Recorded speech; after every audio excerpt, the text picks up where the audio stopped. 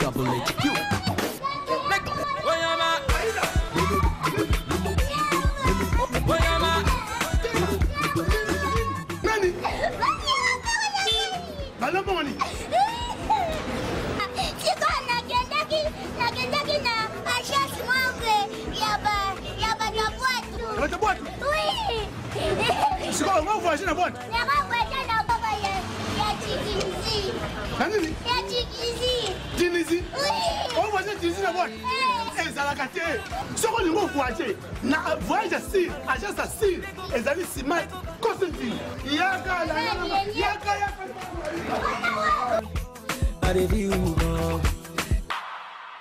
Papa, ba maman, oyo sango malamu e yeli bino, oyo agence na bino Smart Consulting e yeli bana na bino oyo bakokende kotanga à l'étranger ba bourse d'études. Tozana ba bourse d'études pour na Tunisie, pour na Biélorussie, na Chypre. Pour na batu nyonso oyo bazana posa ya kokende kosala ba démarche na bango pour na commerce, pour na bakende ko visiter en tant que touriste. Boya na Smart Consulting, tout ça là, assistance visa pour na Schengen, Turquie na Canada na $500 Yapam. Adresse na biso, toza na Nyangwe numéro 269 na commune ya Lingwala. Ba numéro na biso za na C, bobenga biso pour na ba détail. Na Smart Consulting avec $500, on peut voyager partout dans le monde. Merci lundi malamu na bino nyonso esika bozali. Merci na confiance bokomi ko sala plateau de vérité. Merci to banziete bolekisi weekend moko malamu. Lundi 28 septembre 2020, des jours kaketi kalipo ete sans septembre ici là. Bana oyo bazwa ki examen ta bazana esengo kasi ba bazwite ba yikampiko ba bossa na kolela. Va se concentrer parce que l'année prochaine, ils ont fait ma calamité, année scolaire 2020-2021. Ils ont fait la calamité qui est prévu, rentrée scolaire est prévue pour le 5 octobre, mais va pousser le 12 octobre. To banzier tiboyo, bazuite, va se rattraper bongo, peut va télé ma casse, insécurité na Congo. Ça c'est bête na Djougou, na Ituri, à Katakatanga, na ngambo moko ya Lubumbashi, ni neza kokoma. Est-ce que l'aspect sécuritaire ezali échec ya gouvernement ya Ilunga Ilokamba tokomeka kokanisa autour na yango collectif budgétaire 5 milliards mais pour la 3 mois etikali likambo nini kosala? Est-ce que le gouvernement congolais a mesure ya mobiliser 5 milliards pour les 3 mois qui restent?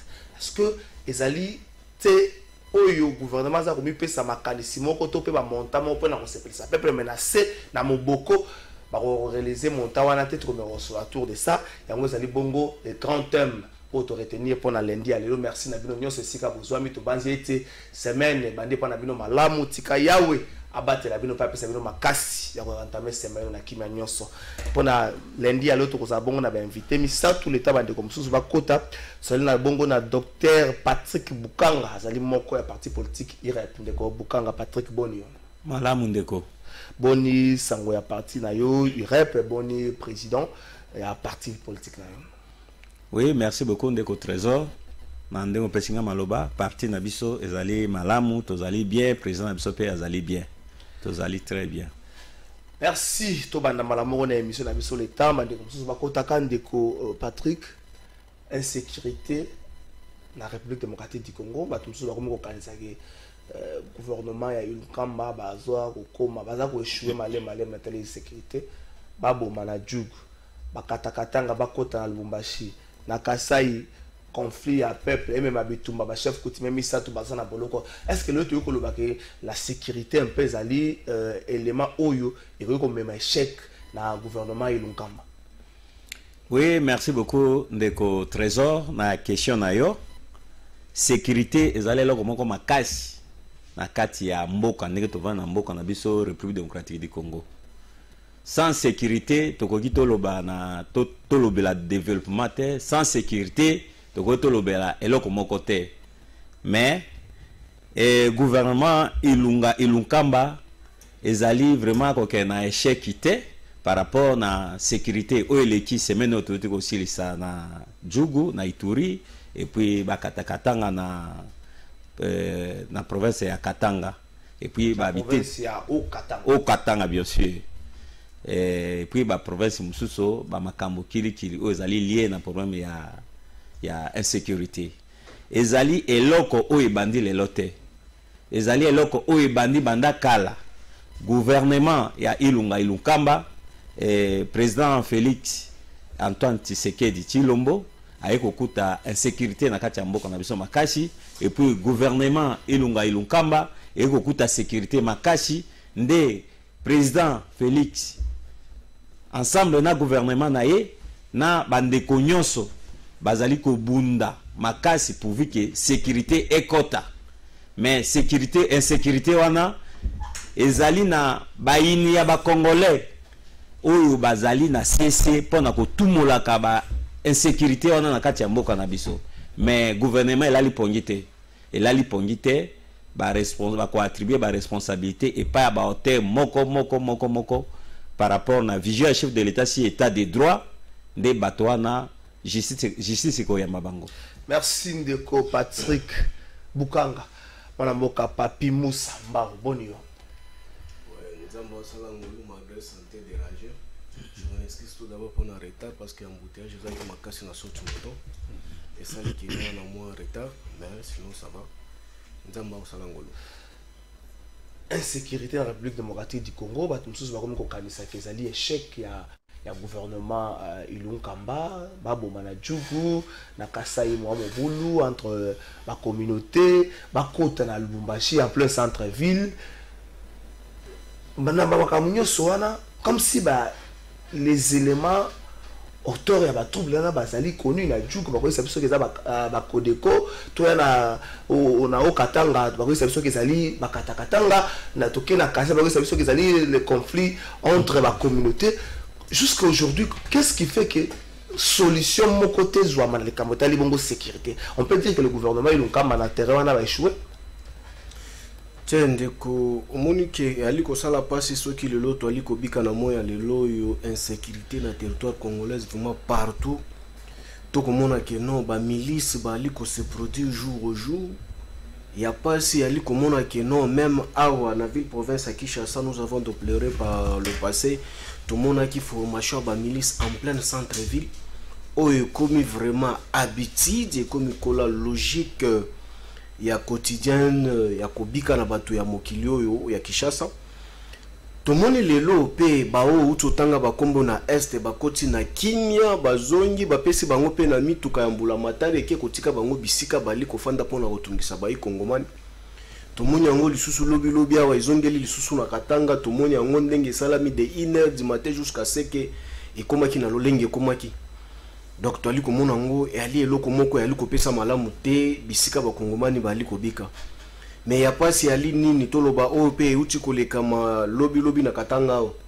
Soko tali bai kongomani bakangamaki na bisika ya Katanga wana bali batu bauti na ba territoire ya musika o efali kozwa enduka fallait kozwa mutuka il faut kozwa pepo pour koma Lubumbashi. Mais to ali koloba ba service de renseignement batu wana lolenge nini bako uta na babisika ba utaki baya ko se retrouver tina ville à Lubumbashi sans que service de renseignement ezala au courant ya makambo mai collègue. Donc sécurité ya intérieur, nous constatons avec regret que non, il y a vraiment échec total parce que la population ba ali kobika na sécurité te. Parce que toi ali komona que non ministre intérieur, il faut expliquer biso finalement c'est quoi? Parce que ba milice wana bali kosala makambo wana et ali na compétence na ye pour sécuriser population oyo ali kobika na sol congolais. Mais toi ali komona que mabe ali ko continuer ce que continuer. Kinshasa bakuluna bakota na ba centre hôpitaux ba violer ba infirmier ba yiba ba boma. Donc toi ali komona que non ministère intérieur quelque part ali ko sunga avancement ya makambo mboka te. Donc to sengi na mokonza mboka tout d'abord avec le remaniement qui se pointe peut-être à l'horizon. Bam mekananu ko kanisa même na ngambu na bangwana qui se cherche quand même une personne qui est-ce que les problèmes se posent sur la personne du ministre et intérieur ou encore on a système obima? Parce que tant qu'il y a service à renseignement, il faut que tu aies un service à la police. Est-ce que ça la personne du ministre ou bien le système obima et faillir selon eux? En personne, moi, en tant que scientifique et intellectuel, je ne peux jamais m'adresser à la personne de X Kankonde parce qu'elle est papa ou le mari de XY, ça ne m'intéresse pas. Moi, je parle, c'est la gestion, il y a ministère, il y a intérieur. Le ministère intérieur est un ministère régalien, et il y a une compétence dans ce qui concerne ma sécurité. Mais c'est lui qui doit organiser les services. Lorsque vous regardez tout d'abord le service de renseignement, malgré c'est un service dépendant direct du chef de l'État, mais c'est sous tutelle, il y a le ministère de l'Intérieur. Lorsque vous regardez la police, tous les services où ils sont attachés à la police, ils sont dans le ministère de l'Intérieur. Mais ce qui est la population, la sécurité, vous voulez qu'on aille toquer dans quelle porte? Si ce n'est pas le ministère de l'Intérieur. Mais tu as lu comprendre que non, a failli. Les stratégies purement sécuritaires et politiques mises en place par ces derniers ne relèvent pas le défi dans la compétence sur la PSAG. Il faut revoir le système vite que possible avant que le pire nous arrive. Parce que les autres, comme on milice n'a plein de capital. Place hier, moi, Vandaka. Place pouvoir na yezali ko siéger. Mais c'est grave. Les autres, que les autres, koti na hôpital, ba violé. Babouki, Bazunion, surtout, ils ont pris le temps, 3 heures de temps ou 4 heures de temps, dans l'opération Bissika Banalaki. Parce que l'infirmier s'est fait violer par tant de personnes. Donc, ça a eu des temps. L'organisation de la sécurité intérieure est partie où? Donc, nous constatons avec regret que non, Baï Kongomani, Baï Kobika la sécurité. Tu as constaté que non. Naba échappe naba échelonnement surtout parmi les ministres intérieurs surtout nous avons constaté que le ministre le plus faible de l'intérêt c'est celui qui exerce aujourd'hui parce que une classification non ce n'est pas moi, la population vit ça parce que la population vit des choses jour au jour au batika la kobikate yo depuis ali na Kinshasa o yebisanga jour dini ba viola infirmière à l'hôpital jour nini tala maema eko leka lelo na Kinshasa ba barrière eza partout tout le monde yango eliko salema c'est dit à quoi? Non ndeko il faut tout expliquer kabayi mboka bosolo to sunga mboka ekende liboso yango nde to aliko senga mokonza mboka ça traîne. Nous avons beaucoup des incompétents au gouvernement de part et d'autre qui doit élaguer. Est-ce que vous pensez, dans 30 secondes, vous pensez que remaniement du gouvernement est comme une solution? Par exemple, il y a des rebelles qui ont incursion chaque fois dans le sol congolais, qui ont pillé, qui ont bombardé, qui ont notamment est-ce que remaniement du gouvernement est comme une solution? Voilà. Remaniement est comme une solution dans le ligne. Remaniement est comme une solution dans le ligne. Ya mutu oyo, ils se connaissent dans la matière. Bato ali koloba bako deko wana. Bazui bana na biso kelasi ba violer bango en plein examen d'état et puis il se donne encore des leaks ba yeti bakoti na ville ba siéger biso pendant des heures toute la journée les civils milices non identifiés avec des armes.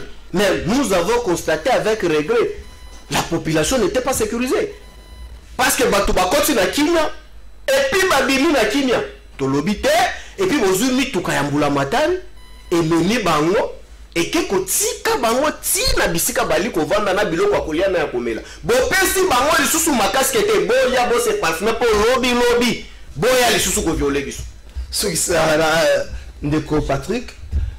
Est-ce que nous ne commence à l'obésali échec na niveau il y a ministère et intérieur échec na ba service à la police aujourd'hui le combat notamment les combats le Lubumbashi police a une mission à sécuriser population là ba bien aillé mais service à ba renseignement pays compris ndenge ni na lobi yango bato ba kolongwa moto a pepo comme Lubumbashi to za mutu ka longo pas transport na ye soki avion soki véhicule ou bien train na client wana à commettre forfait na ye a bien peu calme. Est-ce que le chef peut se retrouver à niveau là ministère et intérieur? Oui, merci beaucoup de Trésor. Wana ezali propos ya ndeko pona kolobake ezali échec ya ministre de l'intérieur ministère de l'intérieur oui ministère de l'intérieur parce que ba service ebele ezali na kati ngai naza d'accord na yango te ndenge ya lobby. Pourquoi? Parce que makambo o ya uti kotanga eza net ba kuluna eza net makambo ya ba milice eza ba makambo ebele e bandi na période ya na période oyo te ndenge ya lobaki parmi les ministres o baleki ministre o azali faible ezali oyo tozali na ye na niveau ya ministère de l'intérieur pendant ko lakisa ke ministre azali faible, raison pour laquelle hier azali ko évoquer makasi si remaniement et ko sa solution. Oh c'est pas ça. Eza ba biloko o ebandi banda kala. Raison pour laquelle l'introduction nanga na lobaki ba to ya mitema mabe o balingi Congo te bazali na se ya ba biloko wana po baza ko zwa ba kanyaka. Ebandi depuis ba régime o ebandi régime o ebandi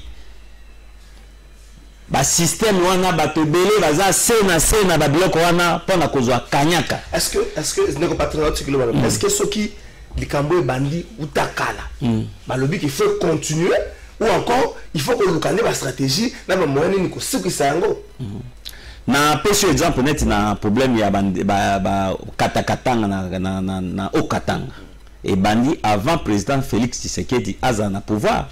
Et puis tant fait président Félix Tshisekedi a qui pouvoir yemoko kitaki sur le terrain na ba service à renseignement bazwaki ba dialogue na ba autochtone na ba notable na ba couche nyonso ya population ya Katanga pour na trouver solution de manière à l'amiable et loko ya saraki yangwana et puis 8 ans ebele ngongebele presque une année ba biloko wana ezali sous-sauté.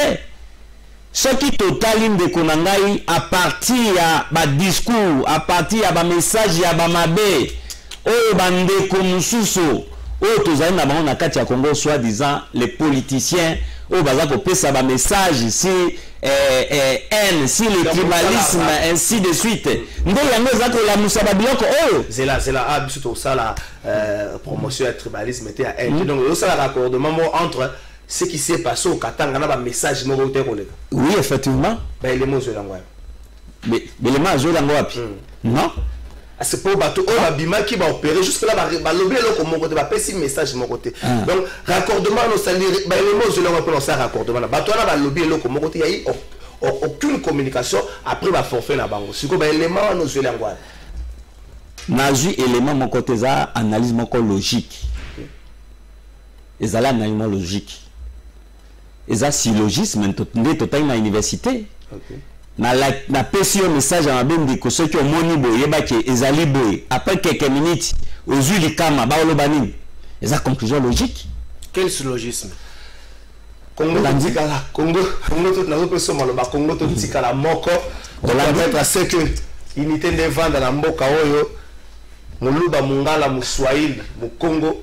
C'est pour la bâtiment le bagabeto na beto donc biso nyonso ba congolais ko ça le moment malamu surtout battre l'unité wana l'unité de la diversité ko ça le moment malamu mwana mboka Alain Bolo Tchaboni yo atako mbote ndeko langai mbote na balandi en tout cas désolé pour na désagrément na commis retard na sengi bolemis tokotaka na vie passager ya mboto to charger yango République démocratique du Congo intérieurement et sécurité ko makasi na kati ya mboka babo manajuku ba ndeko na Kasai baswana na Lubumbashi bakatakatanga bakota mais comme si ba photo nyonso ba trouble wana ba désordre ba ça connu ba lobi na juku ba kodeko na okatanga bakatakatanga na côté ya Kasai ça ba conflit moko entre ba ethnie mais jusque là solution soit matin na makamba. Est-ce qu'on peut dire aujourd'hui ndenge ne ba bimusa ba ngo l'échec ezali ya ministère ya intérieur mais aussi to ko ba ezali ya gouvernement ilunkamba.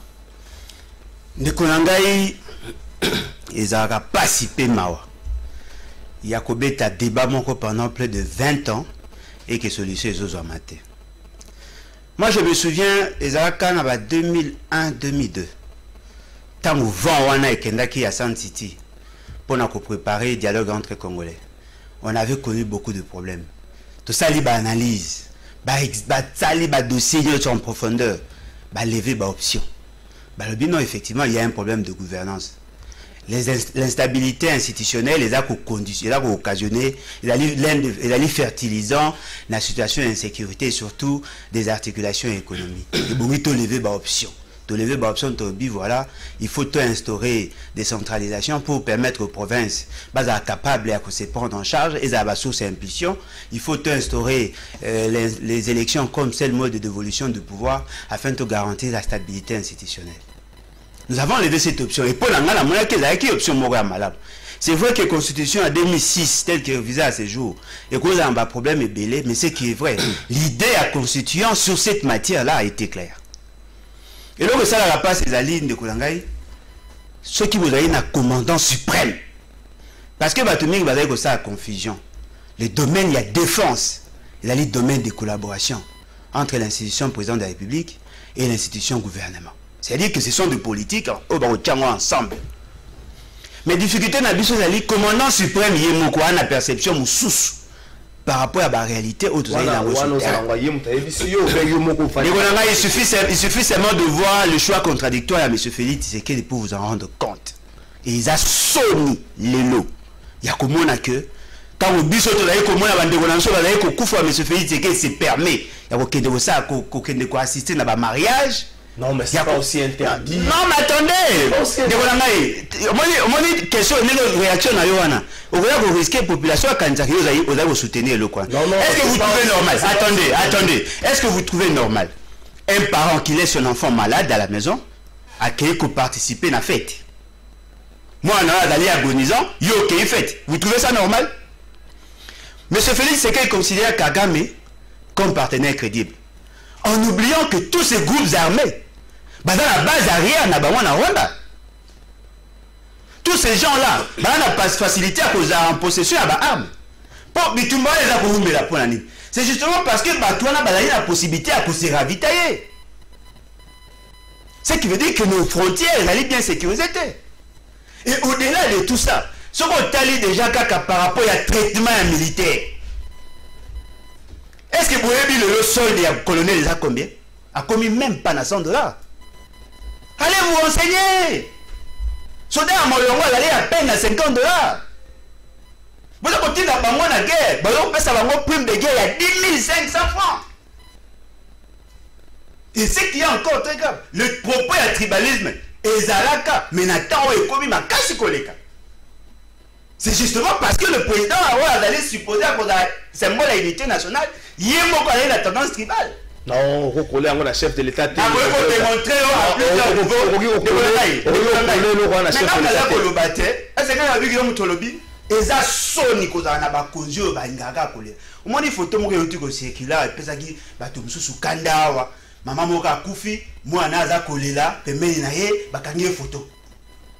mais cette situation-là se passe presque chaque jour.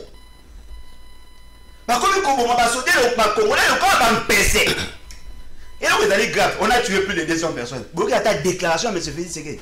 Rien. Depuis à côté, plus de 6 et plus de 2000 personnes m'a couffi. Combien de carrières qui ont fait une déclaration dans le sens à vous soutenir à ta famille? Ils ne le font pas. Vous savez pourquoi? Parce que pour la Bango, le Congolais a taba koufi, il a des problèmes. Pour résoudre le problème, il y a la situation sécuritaire. Le fait seulement que la question est transversale. Il y a plusieurs dimensions qui entrent en ligne de compte. Il faut prendre dimension par dimension pour les résoudre. 1. Il y a un problème identitaire. C'est-à-dire que ça va Congolais d'origine. Question à Mabélé pose problème parce que les autochtones ne vont jamais. Question 2. Et la question par rapport à l'employabilité à la jeune. Les jeunes sont vulnérables, exposés à la manipulation. Toute personne qui a l'intention de créer groupes armés a un poste à parce que les 3. Question il y a formation, mobilisation et affectation, il y a ma policier. Pose problème parce qu'il n'y a pas une bonne politique. Toutes les politiques aujourd'hui, ils allaient soit Tshisekedi-centré, soit Kabilo-centré. C'est-à-dire nous ne vivons que pour satisfaire les appétits gloutons, il y a M. Félix Tshisekedi et M. Kabila. Et nous disons non, il faut que la guerre cesse. Merci de Kobolo Djandeko, Papi Moussa. Est-ce que je viens de Kobolo Djalobi, solde, il y a un militaire, bongisi, en haute condition de vie à militaire, condition de vie à policier, bongisi, pesi Moussala, na jeune, résoudre le Kambouya, identité congolaise, Bitumbane, vous partagez ce point de vue? Oui, exact. La motivation fait l'objet il y a renforcement, il y a métier, je pense que ceux qui m'ont mal payé, je pense qu'ils n'aura pas la motivation pour faire le travail correctement. Donc, wali ko kende na front oyebi ke no mwasi na yo ba ucho benga ali kolinga ko bota boye mais ali na mbongo ko futa te bakangi ta la morale baby. Donc c'est quelque chose qu'il faut vraiment remonter vite pour kosil sa passion. Mais il y a pas si ali ndenge nini omoni to ali koloba makambo ya sûreté de l'état oyo ali ko simba sécurité aiba kongomani. Mais nali komona ko débatteur nanga non, il parle avec toute légèreté makambo sécurité, c'est comme si nous parlons makambo ya bindo ou soit il y a carte ou soit il y a dame. Mais ça c'est grave, monsieur. Lorsqu'on vient dans les médias, il faut s'informer et se former pour transmettre le message. On ne vient pas faire des blabla ici. Quand vous parlez de milices, ça n'a pas commencé aujourd'hui. Vous voulez communiquer quoi? Il s'agissait de quelle milice? Les actes posés par des milices là et ce qu'on vit aujourd'hui. C'est quoi? Il faut expliquer le peuple. Quand il s'agit de la sécurité, il ne faut pas le parler parce que tu soutiens un cas quelconque. Nous disons que le ministre le plus faible, il y a depuis le ministre de s'auto-intérêt, c'est l'actuel ici qui ne comprend absolument rien. Où il y a les échecs instinctifs. Il faut que je le dise comment que tu comprennes. Monsieur, toi tu peux accepter une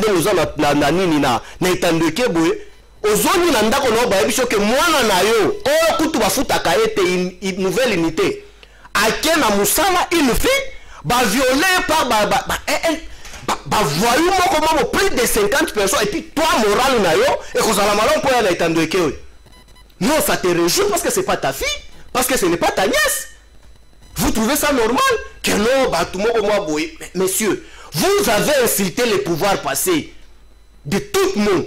Bon, cela veut dire que le mal que Kabila avait fait, c'est que vous avez considéré. Vous prenez ma combat, le rôle excuse. Non, attention. Il faut te expliquer Baïmboka. Le pays ne peut jamais être toujours stagné place Moko. Au fin qu'à la fin, le lot Ali Bolola Ali Maël était. Yo bapé sur plateau ça la émission. Aux zones du Zoba qu'on est quand même qu'à la fin. Mais on l'a qui signe. On l'a qui signe. Non, c'est une désolation. Oh, message. Non, ça ce sont des raccordements frauduleux. Parce que Kabange Numbi Alobaki Kuna Keno, Kabila Kabange, il est dit Katanga. Mais un message à peine de non, attends. Un message à tendance tribal. Je vais expliquer. Moi, je ne suis pas tribal et puis je ne le serai jamais. Et l'Itnangez à la contre Baïmoro. Je dis ceci. Même Jésus-Christ de Nazareth, on sait que chez eux, c'est à Nazareth. Personne, parce que même la carte de Oyotokendako voté dans mon amaponami. Nous tenons surtout Batu Makaye, territoire, tout ça, Bakomakango. Elle Bakomaka identité dans la carte, cela veut dire que le système administratif, c'est un système tribal. Même par le passé, ma carte d'identité, c'est que je voyais de mon père quand j'étais même petit enfant. Carte papa Nanga Zalaki Nanga Peroda Mobutu, ce qui était pliable là. Tout, c'était. Donc cela veut dire que Mobutu aussi était tribal. Si quelqu'un on dit seulement que non, Kalafa c'est un type du Congo central, tribal les Awad. Mais non, ça ce sont des récupérations politiques, des petits politiciens faibles qui veulent en faire un sujet de débat politique. Mais qu'à ce qui concerne le fait, la population a causé la bise au toali koki mango. Alobi yango ke no mokonza mboka depuis azwaki bokonzi akitaki na katanga ke kosolola na batu. Je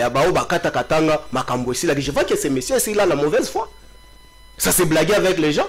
Monsieur, toi tu ne sais pas que Bamakambo Bakata Katanga wana bato à GDO, on les a tués comme les cafards à Katanga. Quand tu dis une année. Et non armés. Mais non armés. Tu sais qu'on les a tués comme des cafards.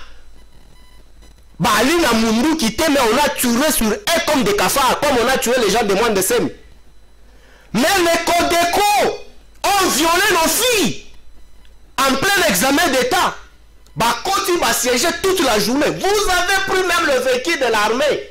Bopé su bango bilei même parfait. Bokende ko vimba na zamba boza na santé malam pour voir ko violer biso lissus. Monsieur, dites-nous dans quelle loi ou civil, non attention, c'est très important makambo. Makambo sécurité ko lo bango na ma sécurité. Muto akoti lelo na centre ville na Minduki, un civil Ali na tenite nini te bisika lui Minduki to débité. à côté na ville assiégé biso toute la journée. Bozu misolo à l'état, map à l'état, makambonyo surtout, nambi tuka ya l'état bo encadrer bango, boke kotika bango bisika bavandaka. Bo ali makasi koleka biso boya lisusu lobi. Yebisa biso na bisiko lobi e bandaka depuis kala. Jour nini l'état azwa misolo na ye, azwa mituka na ye. Soki ça, azwi ba ke kozongisa bango na zamba bisika bavandaka. Mais ça c'est gravissime. Aujourd'hui, toi qui es dans la ça 30 secondes. Un lobby qui est non le ministre le plus faible de l'intérêt, c'est celui qui est ici. Qui est dans la district, tu trouves que non, les maîtres volontaires en parlant du militaire avec des policiers. Les secrets professionnels, il y a des militaires exposés par les civils. Et puis, chose grave, les faits à cause de la policier, à tout moment, il se prétend être aussi policier. Abundi si policier, à policier, un civil. Merci, Ndeko Patrick. Monsieur, dans quel pays? Tout pour ça, Ndeko Patrick, est-ce que les solutions Ezali, qu'on peut s'amuser dans la jeune, qu'on bongisse un peu les conditions de travail à la police et à la militaire, qu'on comme fort à l'intérieur, on a la solution pour nous permettre à ce que qui maison en Mboka. Oui, merci beaucoup, Ndeko journaliste. Naina répondre moi Ndeko Kuna. Na likambo ya lobby ke nazali ko lobela makambo ya sécurité ya mboka avec beaucoup de légèreté à ce qui singai parce que moto moko te mokonzi moko te o azali ko yangele te ni moko ya bokonzi aza porter ya responsabilité na kati ya mboka na biso oyo zake ce que moni population za ko diriger baza na insécurité baza na ba menace kili et kopesa esengo na yebisi ndeko boye aza ko yebisa boye ndeko eza question ya rejeté eza babiloko oyo ministre Kakonde ayeko kuta yango et puis azali ko bunda ensemble avec le chef de l'État y compris d'autres partenaires, non seulement lui, y compris le premier ministre et le gouvernement tout entier. Problème il y a violation bandi le long à l'hôpital de problème il y a violation bandi bandakala 10 ou 15 ans passés il y avait des violations graves au niveau de l'Est, pas aujourd'hui. Mais non pas un et bandi kala et bandi bandakala l'État aujourd'hui est incapable de kozonga chez na minu na ndakunaï. Est-ce que y a c'est commencé ça makamba ba maître volontaire et bandi na ngonga ya ministre Kakonde. Ah, parade. Oui, il y a ba maître. Je précise bien le parade. Non. Yo tangi makamba ba maître volontaire te. Zela soki ça. Olandi yango wana na leki na makambo uti koloba soki makambo ya kofuta lifuta malamu epa ya ba police. Conditions de travail, conditions de travail ainsi de suite. Ezali parmi même des journalistes awa ceux qui motivation ezate au peut-être ba émission mususu tokolekate eza bande ko ambiso réalisation peut-être ba koyate eza très important moto tanga za ko sa musala na azwa lifuta malamu po ami pesa bo moyo mobimba pona musala o ezali ko sala na yango ezali na effort monene au président Félix Tshisekedi asi asali depuis côté na pouvoir. S'il vous plaît. Azali effort makasi na aspect ya lifuta. OK. Ayaki kokuta policier moko abandaki kozwa combien? Effort de guerre ezalaki combien?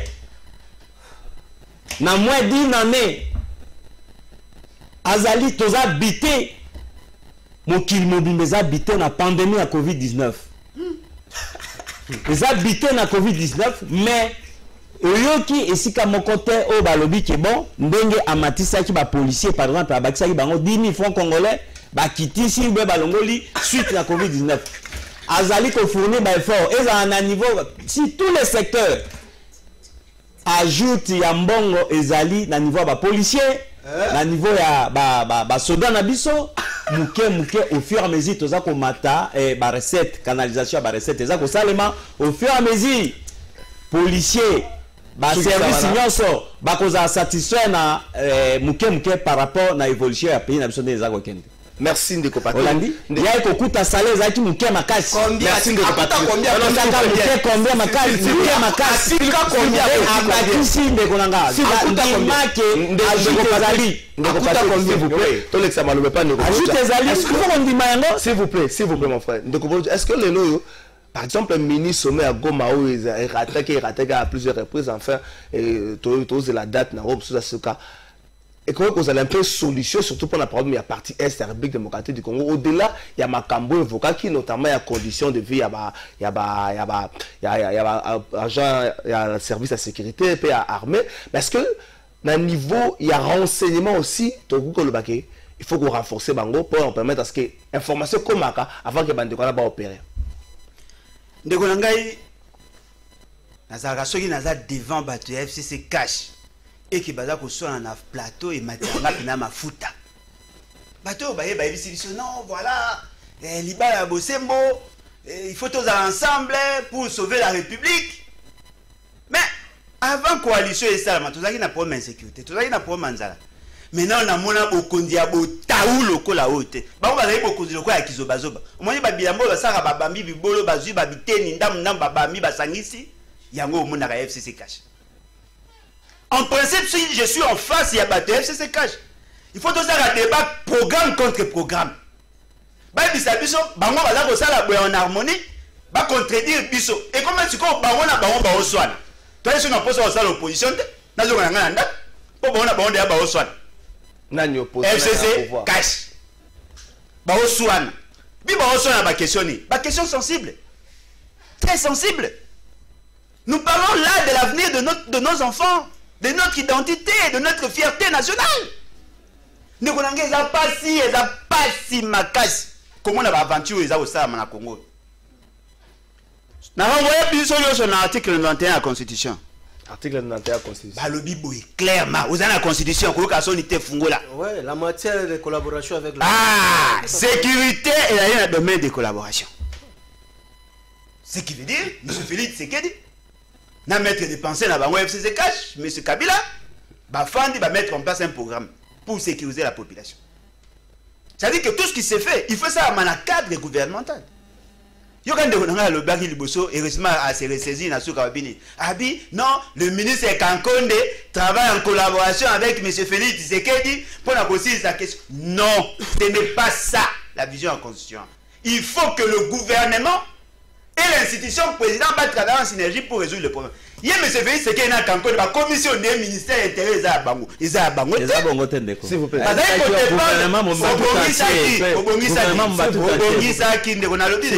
J'étais sincère avec Obongisaki. Bango, na niveau du gouvernement, ils n'ont aucune politique. Ils n'ont attaqué Kankonde. Mais Kankonde a un chef. C'est le premier ministre. Le premier ministre a eu mon cousin. Kankonde ne dépend pas du président de manière directe. Il faut qu'il va travailler en collaboration avec le Premier ministre, qui est le coordonnateur. Il y a l'action gouvernementale. Mais programme au bureau Botiaki, il y a combien de fait la question de sécurité. Est-ce que vous avez un programme? Est-ce que vous avez un budget?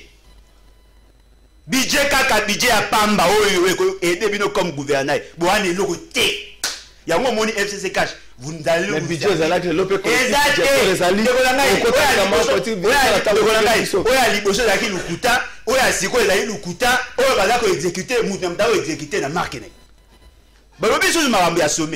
affaires étrangères et domaine de collaboration. Conseil des ministres et statuaires qui sur l'organisation à sommet. Et ça m'a une journée. Quand est-ce qu'ils se sont entendus pour convoquer les sommets, les mini-sommets? Et puis, là, vous allez grave. Vous invitez le président des autres pays sans soubassement, sans secrétariat technique, sans faire bon rapprocher dans la bilatérale, travaux préparatoires pour préparer la convocation à la mini-sommet et puis pour accueillir sur des questions sécuritaires, sur des questions techniques. Bon, ça, il n'a rien. Après, et puis, vous prenez à Goma. Il y a un bureau dans la problème dans la test. Non, discours. Non, attendez. Non, discours n'a pas de ce qu'on peut prendre, c'est un problème. Non, mais il y a un problème. Vous voter. C'est là où il y a plus de morts. Et c'est là où il y a une humiliation. Il y a une Goma.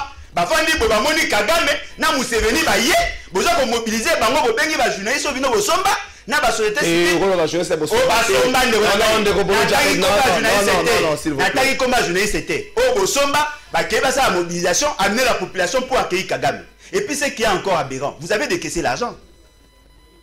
Est-ce que vous pouvez nous faire le rapport vous pouvez gérer beaucoup avec autant de légèreté. Soki savana. Naina lobaboy. Pour Nangaï. Pour Nabiso. Association association des malfaiteurs. Au Bengaka FCC cash. Depuis ton motif pourquoi? Baso na kakak. Bango baraga bata scandale. Aucune solution apportée. Nous connaissons zo ba que monsieur fait c'est que d'ailleurs. Moi ba qui ça salaire té, abatisation la basoda té parce qu'il y a eu Covid. Attendez monsieur. Non, na lobby bon côté. Olobaki. Na lobby abaki si malgré Abaki cité. Mais tout le monde va m'accaparer.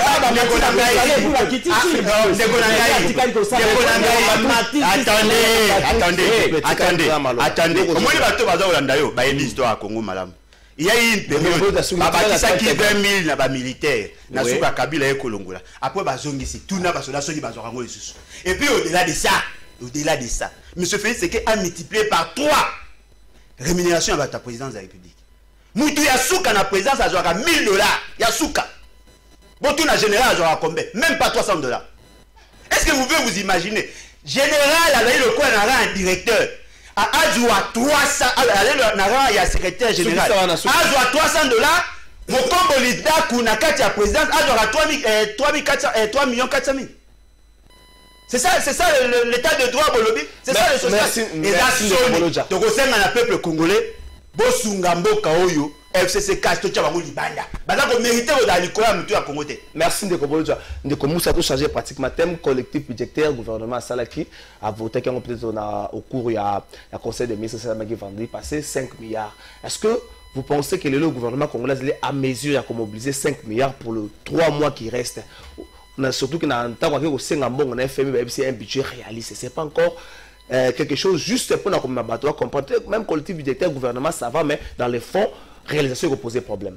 Ah, vas-y. Donc, tout ça là qui dit merde. Tendeko. Avant on a commandé le coscana on a l'excellent ligne kabo soto et les kiao. Ndeko. La coalition FCC Cash est à l'hydraté oyo il faut tout finir kakabo soto parce que toi liko kamba biso mi balé tout ça libo soto to bomisi ba tout ba violer banana biso et puis to bombi yango na se mais ça to parce que toi liko kamba te wana ali bondo ki toi liko kamba te so ki to lingi mboka oyo bisika mabe ali faut to belela pour que échanger. Oui, na sepeli na maloba na lobby. Heureusement, tu as lancé le défi et puis tu as modifié. Tu as pourtant encore la lumière dans ma cambo cholo. Au lobby organisation, il y a échec. Il y a mini congrès, il y a nini. Mini sommet, il y a mini sommet, il y a nini, il y a Goma. Oui, c'est tout à fait logique. Voilà comment est-ce que la procédure administrative et politique est ça les maka. Au lobby, lorsque vous lisez l'article 91 de la Constitution, et lobby nini en termes de la collaboration. Et puis collaboration, on est ça les makalolenge nini. Ndeko oyo ya lamuka alobi kete monsieur Kankonde ali komona ke no ministère ya intérieur komi ya yena président de la République basala kali pate te scandaliser batu mususu te ngana ko accompagner na jona te mena lobi ke non balia na biso lolenge ya kosala makambo na bango yango ba kopesa matière na batu alamuka po ba attaquer biso parce que nulle part vous allez suivre que non ces derniers a s'échanger avec son chef direct qui est premier ministre de notre sur la matière avant qu'elles allaient exposer dans le conseil des ministres pour que batala ministre mewana ekozala accompagné d'aba ministre sectoriel ya nini na nini o ba accompagner yango pour que basala ba proposition pour les dispositions sécuritaires et quoi pour que et accompagner yango ça n'a jamais été. C'est quelque chose mais papa c'est quelque chose et ça la mikaka na lingomba moko côté moko pi bazui misolo à l'état ba kei nango ya ngondo omona lobike na ba journaliste o ba somba c'est logique parce qu'il y a certains journalistes après mandat tout beta ni solo ya quoi so ba lobi makambo ya immoralité non s'il vous plaît s'il vous plaît on va pas immoralité biso ba s'il vous plaît Tikala s'il vous plaît parce que tu le domaine na bino poussana parce que so ki bino pe boloba immoralité biso ba politicien parce qu'il y a certains collègues na yo après mandat il y a président Fachi peut-être ils seront plus les journalistes parce que bosolo sonyo bali ko sala bosolo ko yeba na kakaka parce que bakoyo kaka soni ya kozongisa misala o lelo ba ko sala soni na kangi parenthèse wana déplacement ya batu même au bali ba politicien bali na famille politique ya allié nanga, ils se sont déplacés avec l'argent de la République. Est-ce qu'on peut expliquer aujourd'hui quelle a été la procédure de cette décaissement de fonds pour que Batouba quitte? Parce que ba équipe d'avance de Gézalaki. Tomami ba collègue na journaliste ba kende kuna pona makambo musala ba koma kikuna kozala épaté na ba réalisation Kabila sala kuna kokanga ba photo kotinda batu na ba groupe. Mais batinda ki bango po ba kende kosala investigation na te. Batinda ki bango po ba sa musala po président ayamba batu. Bazala ki épaté depuis kokoma kuna na Goma depuis babando kanisa ka ngoso ndeni zaki zamba ba réalisation fait par Kabila kabanya musaada toka juu ba photo kilikili. Et ali soni lelo to songi yango j'ai suivi dans la liste moko aloba ki tete ndeko ya pasi ali ke non lelo bandeko na biso il faut boza la série. Vous nous avez insulté ici par le passé que nous sommes gestionnaires. Général la République ali ko toucher salaire 5000 fois de moins que mutu huissier. Et puis lelo budget na bango basi balé déjà budget ya mandat mobimba tant que bazana nous lelo na deux mandats. Mais basi balé déjà budget à 5 ans. Kabila le gestionnaire Obino Bufinga na mboka. Bon expliquer biso jour à ça l'âge dépassement comme lelo. Gouvernement na biso yo zonga na le collectif budgétaire. Oui, non na tu qui ça wana pote et balana na collectif budgétaire. Le gouvernement na biso nous travaillons d'une manière bicéphale. Donc il faut voir la capacité, les compétences ya baeba kozinga mokonza mboka na niveau ya cabinet na ba bazoka misolo ebele wana pour que mokonza mboka a poser la gouvernement pour que le gouvernement a exécuté sanction na oyaye tout le monde que butao ela ezali. Mais lelo toloba ki angwawa te luzolwe IGF misolo aliko kende misolo ko to kangi madusu nyonso tout misolo aliko ya ebele to ko sala ngo facette dans un mois. Bah, qui s'agit de démonstration que non, après avoir Kokende Kabila dans 3 mois, la DGDA a mobilisé 7 fois de plus l'argent de il y a moins de la budget. Mais là, comment se fait-il que notre Kokende défendre le budget quand Kabila Tikaki? Si comme à Doussou, nous sommes au Kanga qui te l'obit au multiplier par moyen comme x8. Non, on est multiplication de salaire ya ba collègue na biso avec la nationalité douteuse o ba ko zuwa kamiso le double. Merci. Parce que ba mususu bino bo yoko attention. Bino bo ba ka ba étranger ba utaka na ingele. Mais ba étranger ba li ko zinga na ba institution ba li ba kongomani na ba nationalité mususu na ba renoncer parce que to ba na bango na mikilinga na bango. Merci de ba étranger wana. Qu'est-ce qu'ils font? Tozo songela. Ndeko Patrick, oui. Est-ce que le gouvernement congolais a allé à mesure pour les 3 mois qui restent à remobiliser 5 milliards? Surtout les effets néfastes à Covid-19. Vous pensez que ce n'est pas encore irréaliste collectif budgétaire? Oui, merci beaucoup, Ndeko Trésor. On répond Ndeko Alémon Mouké, na intervention, na Ndengaloba qui libala ya cash na FCC, je crois, Ndeko répondre très bien. Na kati ya libota entre papa na mama soki baza ko vanda te kota le sikani neza ko marché te pour que lobi na tongo ba bazwa mwa kwanga bazwa mwa moyen balata mwa pantalon ba kenda classe na émission de konanga libota na za ko kufa papa na mama be baswana na kati ya chambre bana bayoka makelele te. Merci. Il n'y a pas un problème mais de toutes les façons ba après il y a divergence entre cash na FCC pour na ko luka solution pour na Congo. Pour solution ezwama pour na Congo. Olani ndeko. Na la bongo le barabat bayo. Na ye pour na problème ya na répondre ndeko Mouké, pour na problème à lobby que ba collègue na bino ba journaliste na niveau ya est malgré tout la chose était mal partie ya ba réunion préparatoire si sommet wana mais ba journaliste o ba kendaki kuna baza ko kama ba réalisation ancien président de la Joseph Kabila sali kuna na niveau ya Goma baza ba imagination ya Goma mususu ba komba mwa makam mususu ndeko soki lobi bongo ezali bien te pona ngai ozali ndeko na ngai ya coalition parce que Kabila azaki président non seulement pona Goma ou pona province moko il était le président pour tout le Congo. Ah heureusement collectif budgétaire au moment où na ville par exemple na chef-lieu ya province ya Chwapa ezata na demi kilomètre te ya makadam kaka na même période baninga bazui 20 20 km ya Makadam. Kabila était président pour tous les Congolais. Ceux qui a Salaki Bongo, Ezaki Libunga Ponae, Magetu Yakei, ou Ezaba donné à Sika, Ezaba Bato, Bakoti à Sika, Bissona yo, Tozana, devoir wana poto corriger Baire et les Kaki. Si on prend un problème où est allé budget, Yamboka mon frère, Naza médecin de formation, Nateng médecine, malade babengi pandémie, Eza malade ou Ekani Mokili Mobima, Molongo Mobimba. Ba pays où ezali ba économie za trop stable net ba États-Unis d'Amérique baza bousculé a pris forte raison biso ba pays oyo économie na biso ezali nano na ya botaou biso toza ko dépendre ceux qui to timoli même ba minerai na biso to banzete outi Équateur ekenda na poto il faut poto zwa moi likuta il faut makambo utana ekende na poto na ngonga oyo banzele kanyemi eloko moko ezalité échange commercial ezalité ti lelo merci ndeko bazali ko loba origine ya déficit na ngonga oyo zela mamukeje ndeko je na journaliste na ngonga oyo na moi oyo etikali avec ba mobilisation baza ko ça ba recette de part et d'autre ata to kokisi mbongo o etikalité ya budget mais to ça quelque chose. Merci ndeko Boroja ndeko Moussa relevé ngo il y a eu trop de maquiller autour ya Moussala ya IGF autour ya la recette ya DGDA, mais est-ce que vous pensez le avec un collectif budgétaire de 5 milliards, le gouvernement congolais serait à mesure de mobiliser Montawana ou encore sur un niveau irréaliste de ceux qui na piège à FMI?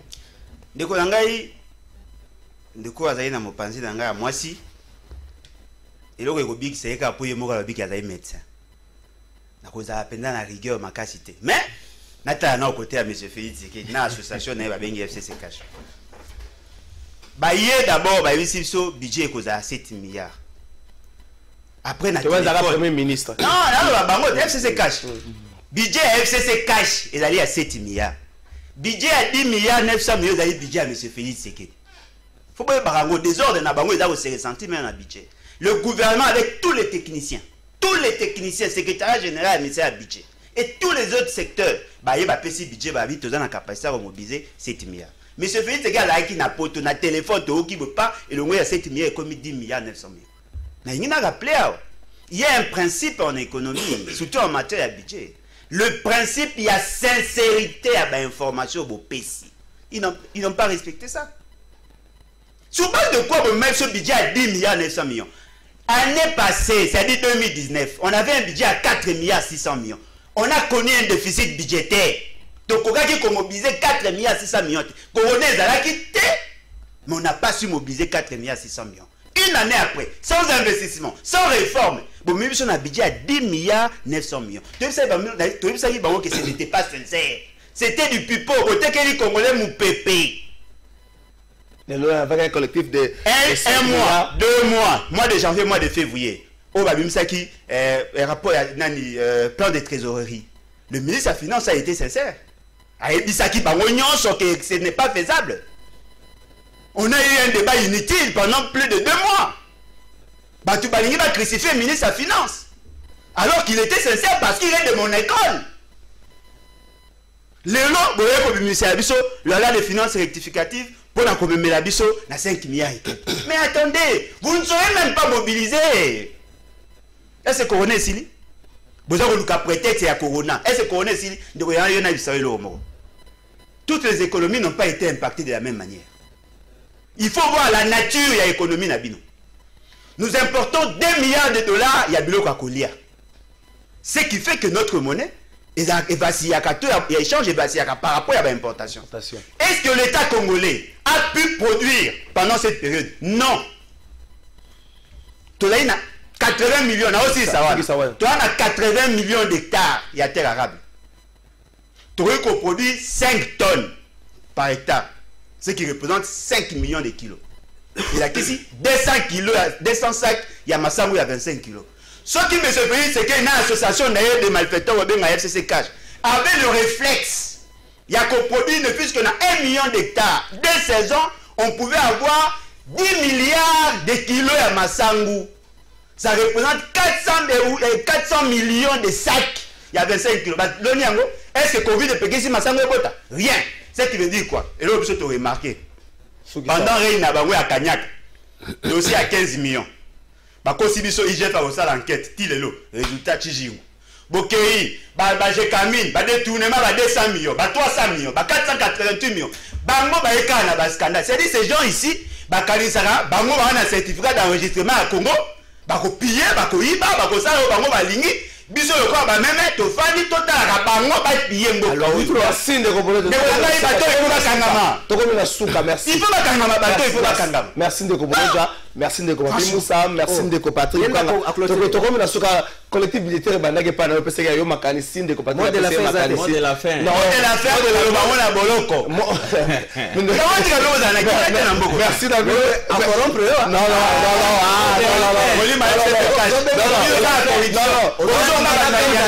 Bandi marqué.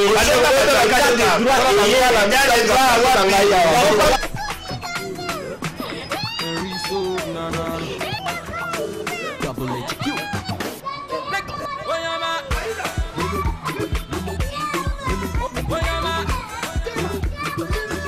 Nani?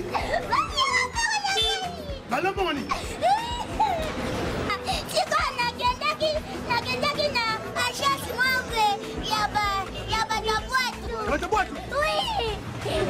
Siko ngo voyage na boîte. Nani? Tunisie. On voyage Tunisie na boîte. Ezalaka te. Soko lingo voyage. Na voyage assis, agence assis. Ezali Smart Consulting. Yaka.